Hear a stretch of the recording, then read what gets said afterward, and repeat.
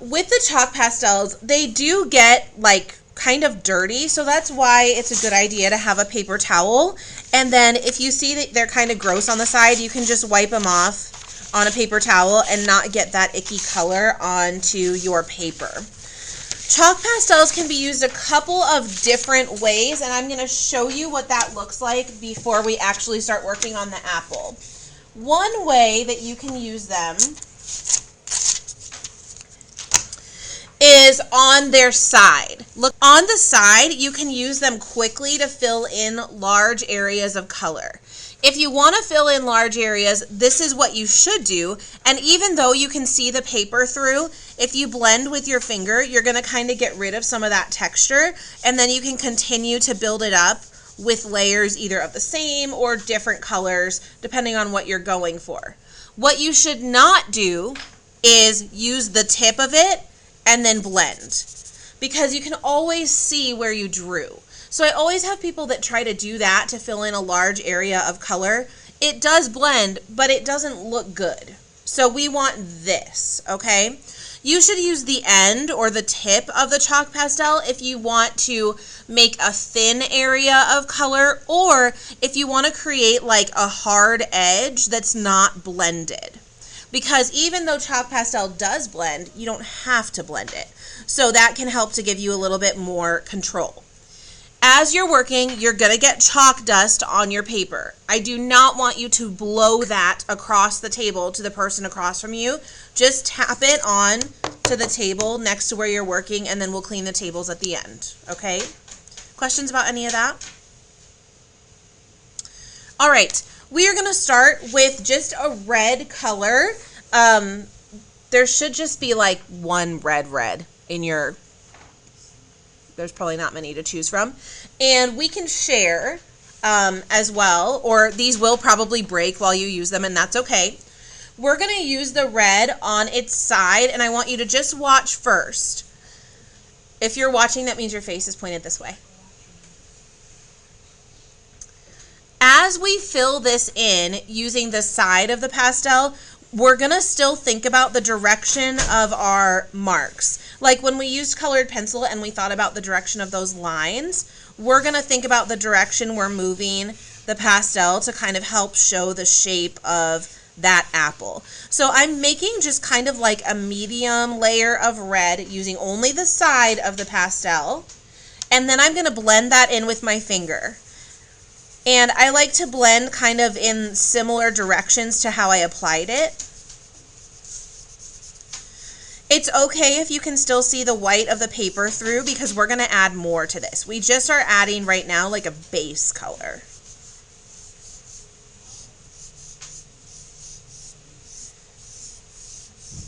If it grosses you out to blend with your finger, you can take a small piece of paper towel and wrap it around your finger and blend that way. I just don't think it gets quite as smooth, but I'm not going to hate on you if that's what you prefer. If you get done with that step, there are a couple of other colors that you are going to need. You're going to need a purple.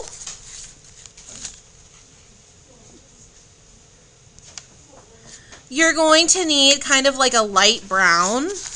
There should be a light and dark brown in your set. So I'm going to go for this lighter brown.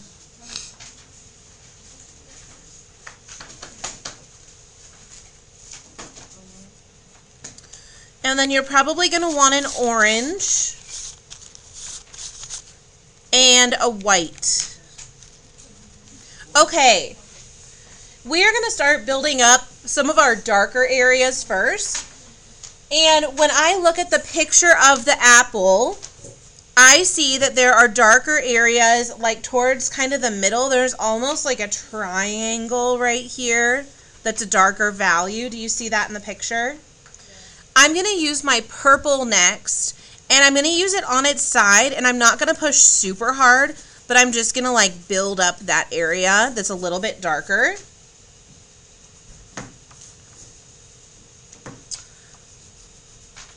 But I think that looks a little too purple, so now I'm going to take that brown and kind of go over it to make it fit better with the look of my apple.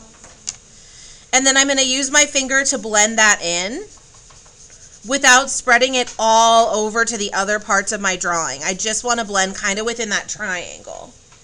And I'm going to keep layering back and forth between red and purple and that brown until it looks like the level of darkness that I want.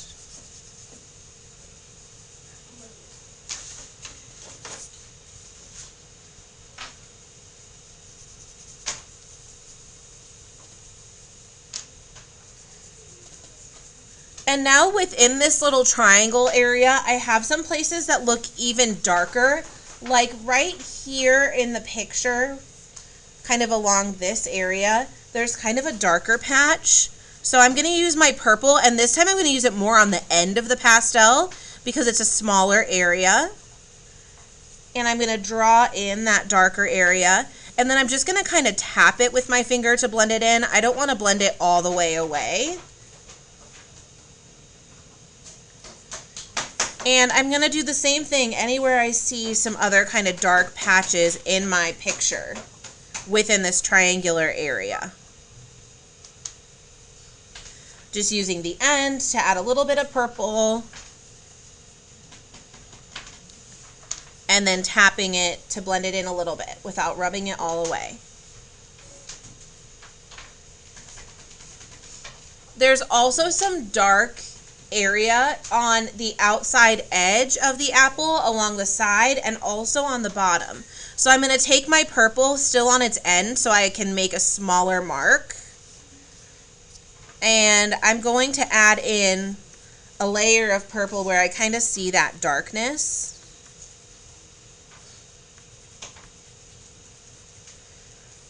And then I'm just going to lightly blend with my finger.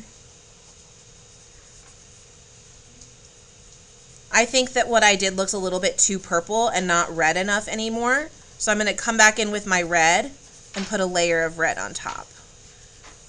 And then just blend super lightly with my finger.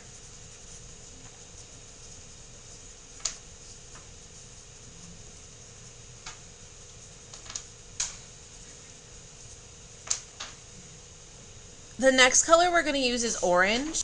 With this orange, there's a part of the apple kind of through here, sort of at the bottom right of that shaded triangle, that's just a little bit of a warmer color. So I'm going to take the side of my orange just lightly and make a bit of a layer over where I have just my kind of like regular red showing. And it's just going to warm up that section a little bit. And if I get a little too much orange, I can come back in with a little more red. Blend it lightly with my finger. If you don't have a clean finger, you might need to wipe your hand on a paper towel.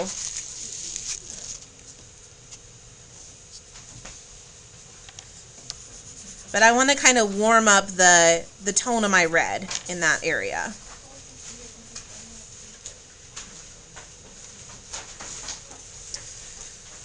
I'm also going to use my orange for one more purpose, which is to make the little like speckles on the skin of the apple like we did on our oil pastel section. We're going to do that with our orange here just by using the very kind of corner of the pastel and making small marks that we don't blend to create those little kind of spots. I know it's hard to see on the screen. You'll have to trust me that they're there. But I'm just going to make a few of them kind of where I see them in my picture. And that's going to help to make it look a little more accurate, like the apple I'm drawing.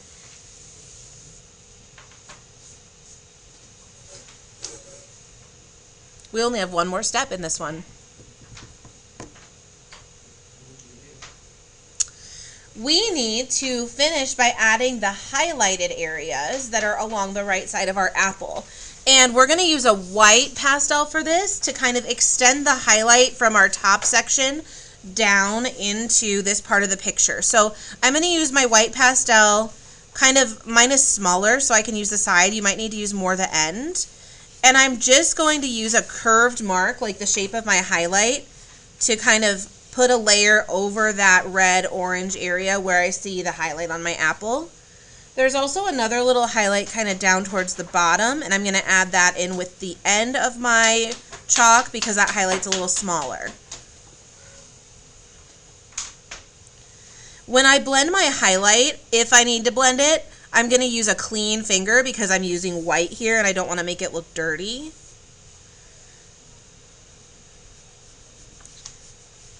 And I'm just going to add another light layer to make sure that highlight is still popping.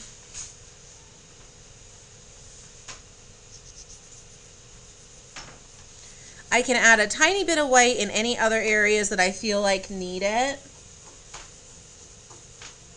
But that's it. We did the chalk.